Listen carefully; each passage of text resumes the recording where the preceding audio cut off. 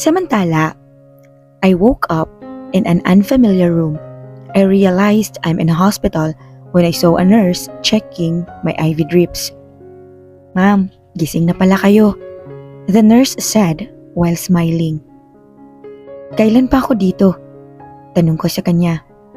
"Naku, kagabi lang kayo sinugo dito, ma'am. Alam mo ba, ang swerte mo. Ang gwapo ng boyfriend mo at alalang-alala siya sa'yo kagabi. Muntik pa nga siyang makipag-away dahil..." I cut her off.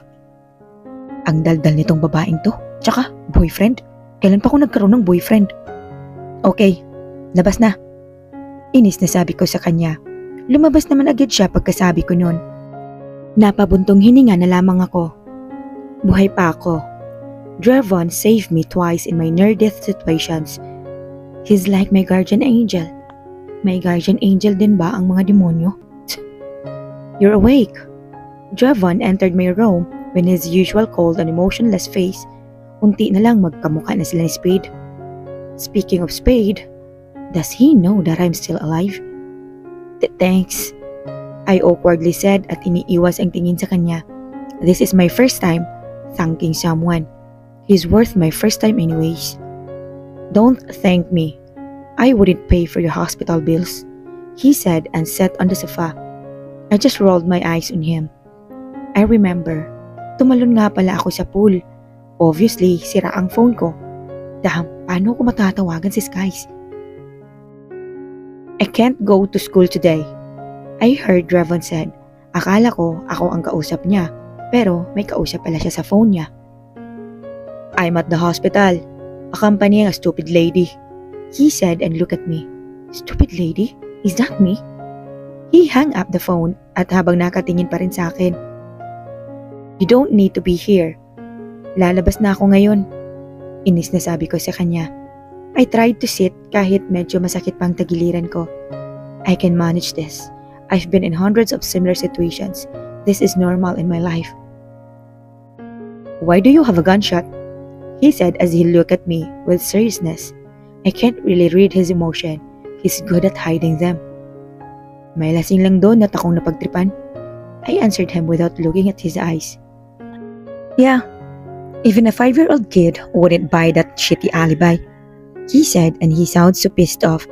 "What again?" "If I didn't pass that road, you'll be dead by now," dagdag pa niya. Kailan pa naging madaldal to? I know, I already accepted dying last night. "Stop playing games with that, Natalia," he said and stormed out of the room.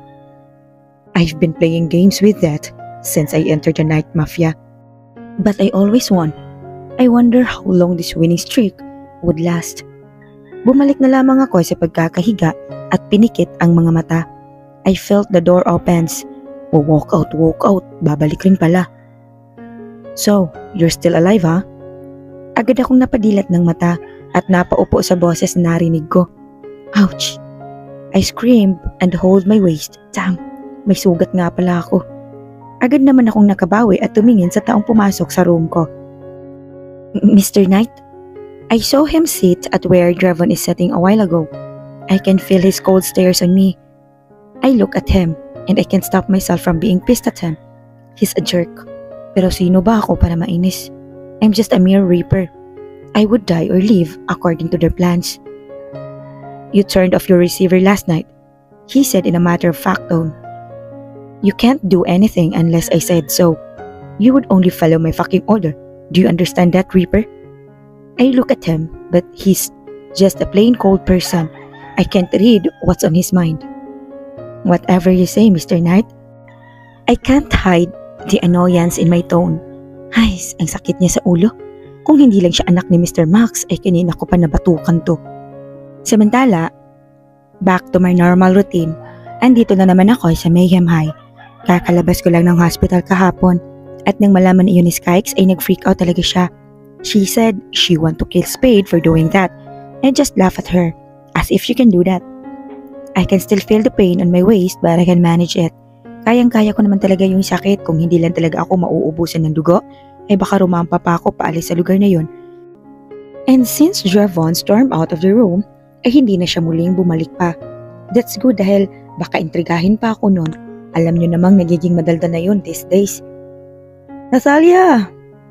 I heard a very jolly voice behind me, and of course, that's no other than the greatest SSG president. I didn't bother looking back at him dahil wala ako sa mood ngayon. I'm still annoyed na naging bait ako para mahuli ang mga traidor sa organisasyon. About the transaction that night, they were the Bullet Mafia. They specializes in selling high-quality guns and ammunitions. They have a good reputation when it comes to trades between mafias. But they chose to betray us. They were blinded by money and power. They thought they could kill Spade that night because Spade is responsible for doing transactions for Night Mafia. Now, I know Spade and Mr. Max already planned for clean-up operation. When I say clean-up operation, it means ubusin ang lahi ng Bullet Mafia. For them. Nath naman! Pansinin mo naman ako! Narealize ko na hanggang ngayon, nakasunod pa pala si Kenji sa akin. He's pouting right now habang pinapadyak-padyak ang paa niya. I look at him with disgust. Does he think that's cute? What? Uutusan mo na naman ba akong maglinis? I coldly ask him. Tila mas lalo naman siyang sumaya nang magsalita ako. 2 days kang absent, Nath. Where have you been? Tanong niya sa akin. I've been to London to visit the Queen. Sagot ko sa kanya at tinalikuran siya. I heard him laughing his ass out, but because of my not so funny joke. Ganun ba kababaw ang taong to? That was funny, Nath. He said while still laughing habang umahabol sa akin. Kung marami sigurong tao rito, ay pagtitinginan na naman kami ngunit wala akong makitang estudyante dito sa labas dahil class hours na. At late na naman ako. Can you please get out of my sight? Inis na sabi ko sa kanya because he's so damn annoying. Okay. See you later, Nat. May gagawin pa ako sa office. He bid us goodbye while trying to stop himself from laughing. I just rolled my eyes on him and continued walking towards our room. Buti na lamang ay wala ng batang maingay. I'm already 30 minutes late to my first subject, but I didn't even bother to run. I believe in the saying na don't rush when you're late because you're already late. So eto ako, tamang lakad lang kahit late na. I stopped from my truck when I heard voices in one of the vacant room here at 4th floor. I don't have plans to eavesdrop but I think those voices are familiar to me. I missed you. Rinig ko na sabi ng isang lalaki sa loob. Please stop, Andre. I already have a fiancé. Please, tigilan mo na ako. I was shocked when I heard Andre's name. So, this is Andre the Playboy. You told me you wouldn't leave me, Vanessa. You told me you'll fight for us. Tangina naman. Ano na? I heard Andre shouted. What the freaking hell? I hate assuming things pero base sa naririnig ko ay may secret relationship si Vanessa at Andre. This is so fucking interesting. There's a sudden silence when Andre said those words. Mahal mo na ba siya? I can feel the pain, the desperation and sadness in his voice. I know he's praying that Vanessa would answer no, but no, I'm wrong. Oo, mahal ko na si Spade, Andre. Man, that was fucking painful. Vanessa, he said as his voice cracked. Maybe his heart was cracking too. He's crying. I didn't expect that I can witness a playboy crying for a girl. Ayoko na, Andre. We're done. Actually, I'm happy seeing you flinging with girls. Dahil alam ko, mapapalitan mo na ako. Thanks for 5 years of happiness, Andre. But we're done. I'm happy being with Spade. Soon, ikakasal na kami. So please, stop bothering me. Nakarinig ako ng mga yabag ng paa palabas sa room na iyon kaya agad akong nagtago sa likod ng pader. Nagmamadaling lumabas si Vanessa sa room na iyon. I let out a deep sigh. How can life be this cruel? Lumabas ako sa pinagtaguan ko at bumalik sa tapat ng pinto where I was standing a while ago. Damn it! I heard Andre shouted as I heard a loud sound of a glass breaking. I can also hear him crying. I never imagined myself witnessing such dramas. And why do I feel sad? Huminga ako ng malalim at tinawakan ang doorknob at pumasok sa loob. There, I saw him sitting on the floor while crying endlessly. He looked at me with shock pero agad niyang iniwas ang tingin niya sa akin. I can also see broken pieces of vase on the floor. Please, go out, he said almost whispering. He tried to stop himself from crying but he just can't. I sit beside him and let him cry his heart out. I didn't bother to speak or comfort him. Narinig mo ba lahat? He asked while still crying. Accidentally, I answered him. Tumango lamang siya at ipinatong ang baba niya sa kanyang tuhod. I feel so pathetic, he said. Hindi na siya umiiyak ng malakas ngunit tuloy-tuloy pa rin ang agos ng luha niya. I met Vanessa 5 years ago in a school event. I fell in love at first sight. Akala ko hindi totoo yun. But it just happened to me. She's the most beautiful girl I've seen on that day. Yung mga ngiti niya na napaka-angelic. She's so innocent that time. May pagka-childish and spoiled brat. He said. He's smiling while trying to reminisce how he and Vanessa first met, but his tears are still madly flowing down his cheek. As usual, niligawan ko siya at sinagot niya ako. Sino ba naman kasi ang hindi mapafall sa charms ko? I just rolled my eyes at him. Kung hindi lang umiiyak to, baka kanina ko pa sinipa ito sa kayabangan niya. Our 5 years relationship went well. We're happy, although not all the time. After all, we're not perfect. But the thing is, we're having a secret relationship. Hindi kami legal sa side niya because hindi pa daw siya ready at alam niyang magagalit ang dad niya. I didn't even introduce her to my friends kasi sabi niya, wag daw muna. We kept our relationship hidden for 5 years. I can feel the pain on his voice as he continued telling me his story. Not until she said she's about to marry Spade. She said it's her family and Spade family's decision. An arranged marriage it is. God knows how much I want to fight for her. Pero sabi niya, siya ang gagawa ng paraan. She assured me how much she loves me and that she will fight for us. Tumigil siya saglit at tumingala. Sinabunutan niya rin ang sarili niyang buhok because of frustration. But then one day, she broke up with me saying that her family's decision is final. She'll marry Spade. But she promised me she'll do everything at babalik siya. She told me to enjoy my life habang wala siya dahil eventually, sabi niya babalik siya sa akin. So I did. I was angry because she didn't even let me fight for her. Mayaman din naman kami, but it's incomparable to Spade's wealth.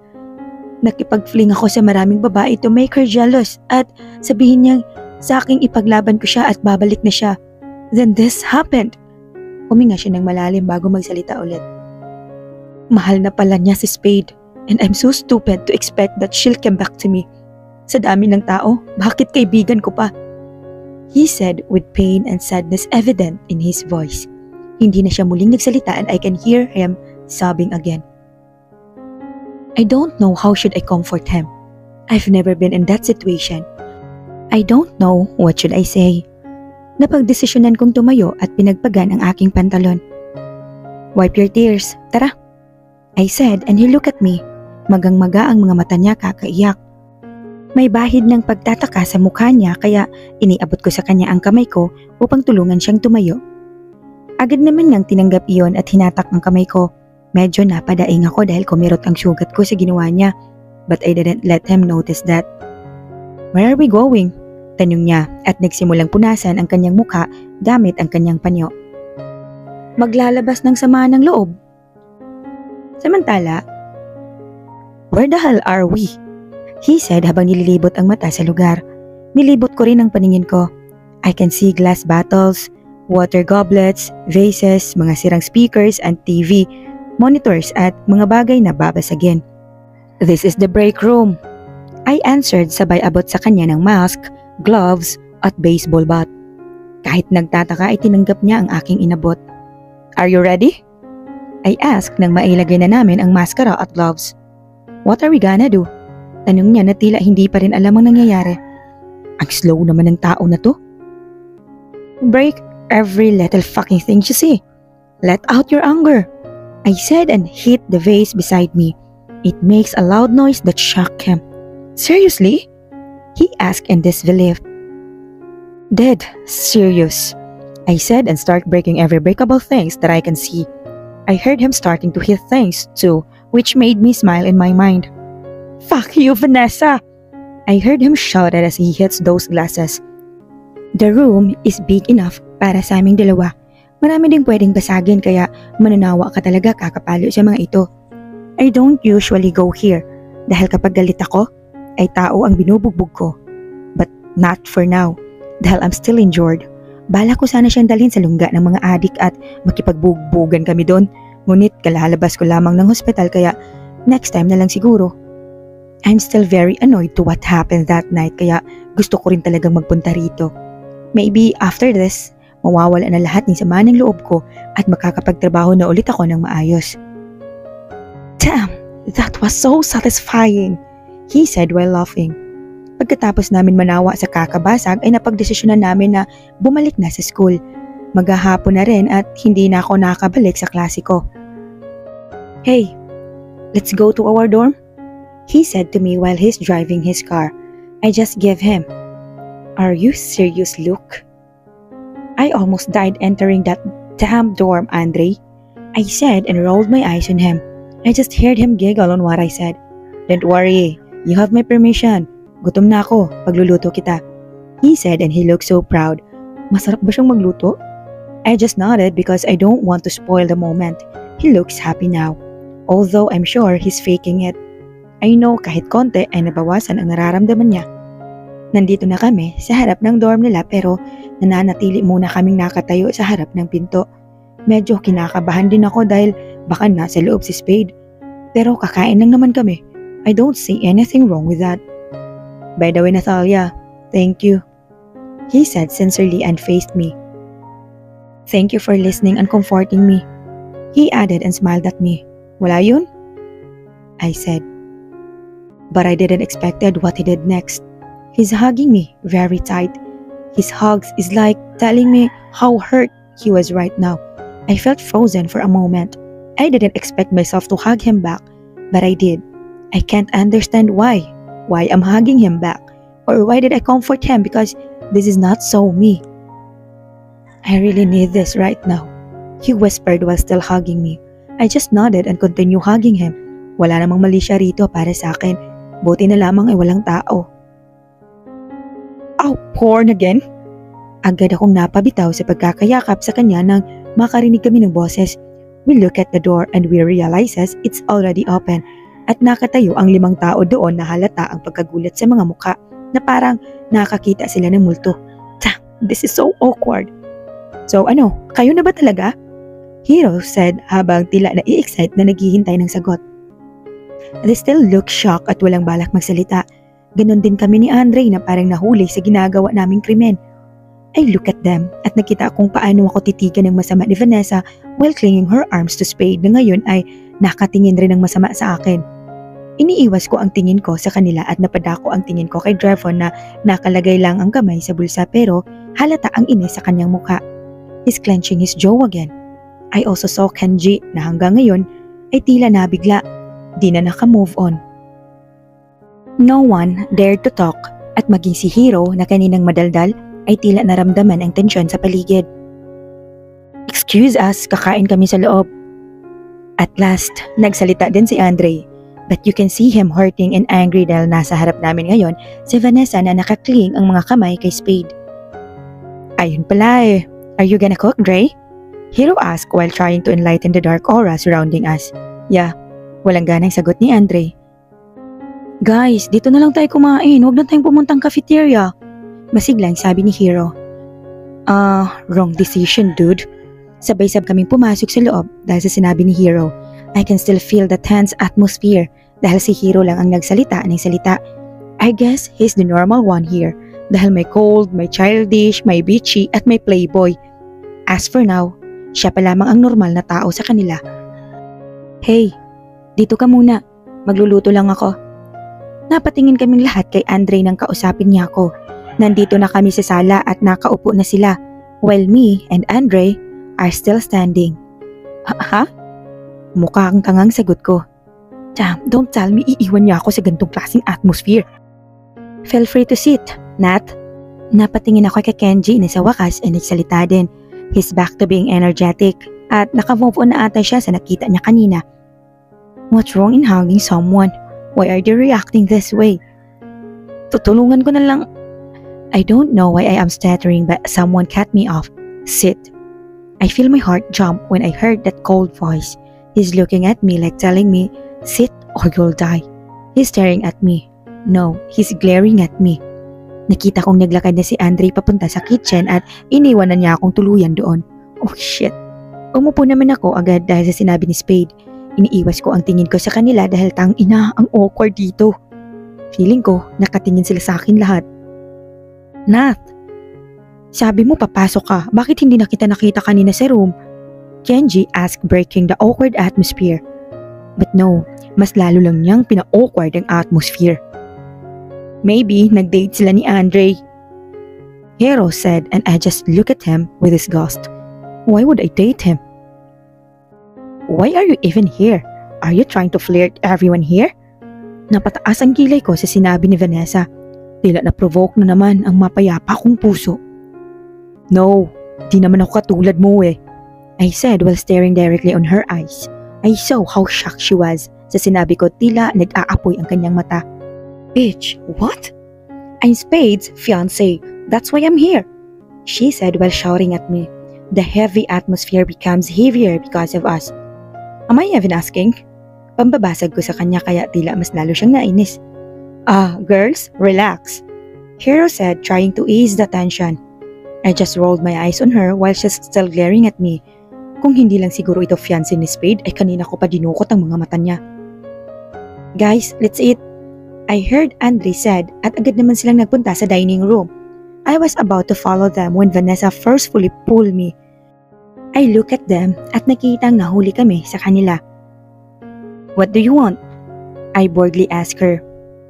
Stay away from Andre, bitch. Stay away from Black Majesty. She said habang dinidiinan ang pagkakahawak sa mga kamay ko. Pero as if naman na masasaktan ako sa ginagawa niya. Who are you to tell me what to do? I said while smirking at her. Let's see how far her patience can go. I'm Spade's fiancé, she said proudly as if it was something to be proud of. Do I even care? I said at halata ang pamumula ng mukha niya. She's funny. Kinakalaban mo ba talaga ako? She shouted loudly. I wonder if the boys heard that. Maybe they did sa lakas ba naman ng sigaw niya? Malakas ka ba para kalabanin kita? Sa malalakas lang kasi ako nakikipag. Hindi ko na natuloy yung sinabi ko nang bigla niyang sabunutan ng buhok ko. No, shoot, Sherlock. Si sobrang inis ko ay sinabunutan ko rin siya. I heard her screaming because of pain kaya't mas lalo niyang diniinan ang pagsabunot sa akin. What the fuck is happening here? I heard, Hero said, at agad na lumapit sa amin pero hindi talaga nagpaawat si Vanessa. I'm going to kill this bitch! Vanessa shouted. Stop! I heard a cold voice behind me.